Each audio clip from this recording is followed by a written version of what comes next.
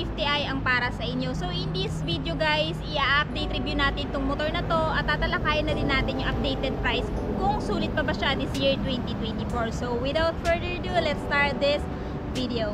So ito yung scrambler type na motor ni Rusi guys, si Rusi Classic 250i. So meron siyang color combination na matte black, tapos meron din siyang decals na silver at syempre yung kanyang seat na leather type na brown. So para sa akin guys, napakaganda ng design nitong si Classic 250i, talagang classic na classic. Dadaan man maraming panahon guys, itong motor na to ay hindi luluma since siya nga ay classic yet modern na. Pagdating sa headlight, napaka-modern na, naka-LED na kasi usually basta classic, 'di ba, bulb type pa lang siya. Pero ito naka-LED light na, turn signal naka-LED na din, tapos naka-inverted telescopic fork suspension pa siya. So sa off-road, makakaasa kang napakaganda ng play na suspension niya. Pagdating naman sa gulong, naka-semi black tire siya guys, talagang kakayanin niya yung mga lubak kung dadaan nyo to sa off-road kasi naka-dual sports din siya. Sa braking system naman, naka-dual disc brake sa front plus dual pat piston brake caliper.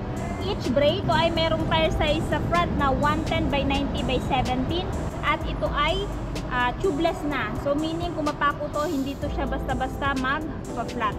Plus meron din siyang reflector guys, added visibility during your night ride, both left and right. Para sa akin napagandang safety feature niya na nilagay ni Rusi dito, nang sa ganon ayan, mas visible kayo pagkagabi habang nagra-rides kayo, no? Kasi pag natamaan to ng ilaw, magre-reflect yan doon sa nakatama ng ilaw dito sa reflector na to.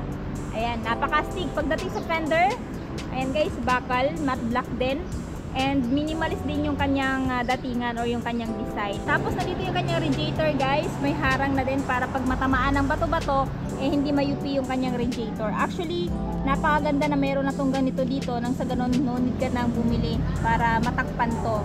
Ayan, tapos ito yung kanyang horn na nakausli. Tapos pagdating naman dito sa kanyang handlebar, naka-naked din, naka-fully digital instrument panel na din siya. So hindi natin siya ma-open guys kasi saka lang nila to tina-turn on or ina-activate once ma-purchase na. Ayan. Tapos nandito naman yung kanyang mga switches and buttons. Dito sa left side, nandito yung kanyang high beam, low beam, turn signal switch off, tapos yung horn. At ang kinaganda dito guys, meron na siyang hazard light button. Ayan. Tapos meron din siyang pass light. Sa levers naman, ayan, matte black, both left and right. Ayan.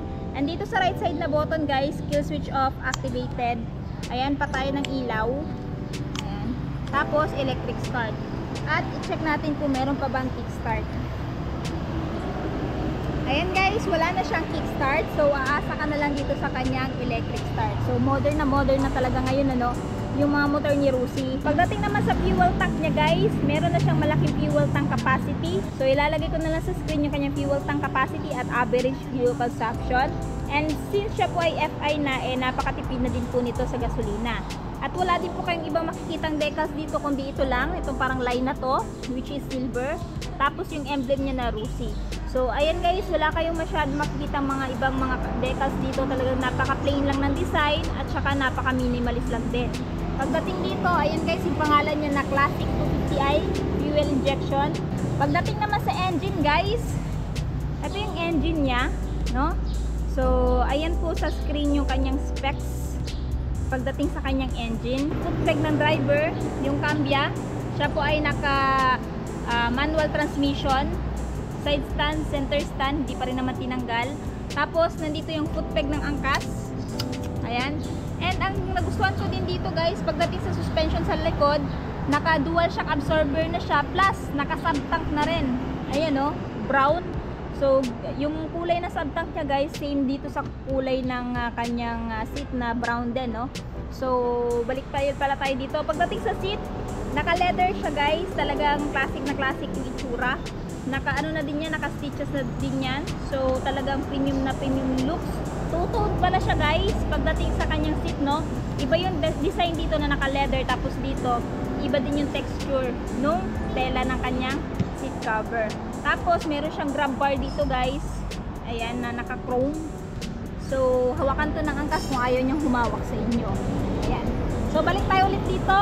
So ayan guys, ito yung kanyang chain cover, bakal, no? Tapos Pagdating sa gulong, naka semi black tire din. Medyo malaki din yung gulong sa likod. Ayan, may tire size pa likod guys na 130 by 80 by 17. Tubeless pa rin. Ayan. And for me, goods na goods yan. Katulad nga sinabi ko kanina, pag naka-tubeless yan, kumapa ko hindi basta-basta mag-flat. Yung chain niya, ayan guys.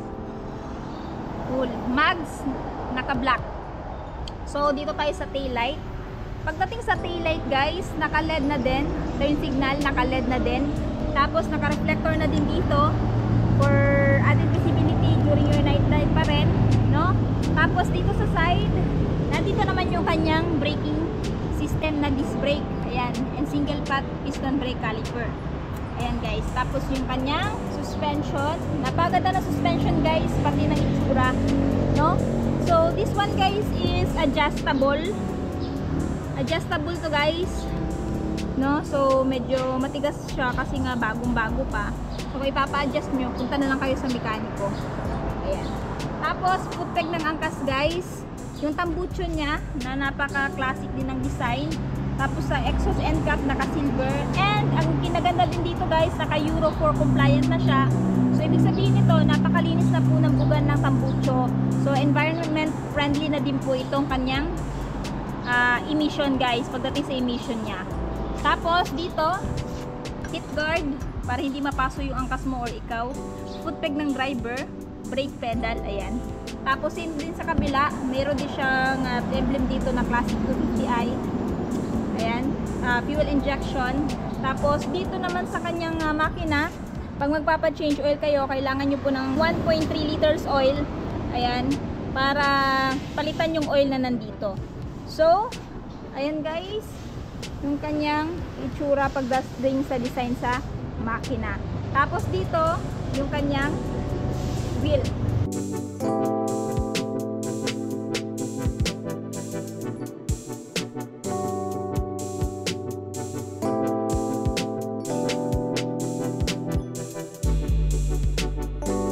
So, kung interested kayo dito sa Rusi Classic 250i this year 2024, meron siyang updated price na 96,000 pesos if bibilhin nyo po ng cash. Pero gusto nyo ng hulugan, meron siyang down payment na 7,000 at yung monthly naman po niya sa 3 years ay 3,890 plus meron din po siyang rebates na 300. So ito nga palang motor na to guys is available lamang dito sa may Rusi, Purok 3, Salvacion, Panabo City. So along the highway lang po siya guys. Ayan, makikita nyo po yung store nila. Pagdadaan kayo dito sa may Carmen papuntang Panabo or Panabo papuntang Carmen. Ayan, napakalaki po ng store nila dito. So, ano yung masasabi nyo dito sa motor na to guys? Sulit ba siya this year 2024? I-comment nyo nga sa baba at kung halimbawa i-upgrade nyo ng Rusi, ano yung gusto nyong upgrade na gagawin ni Rusi dito? I-comment nyo na din sa baba. At syempre kung bago pa lang kayo sa channel ko at hindi pa nakapag-subscribe, huwag kalimutan mag-subscribe para ma-notify kayo once may bago tayong upload.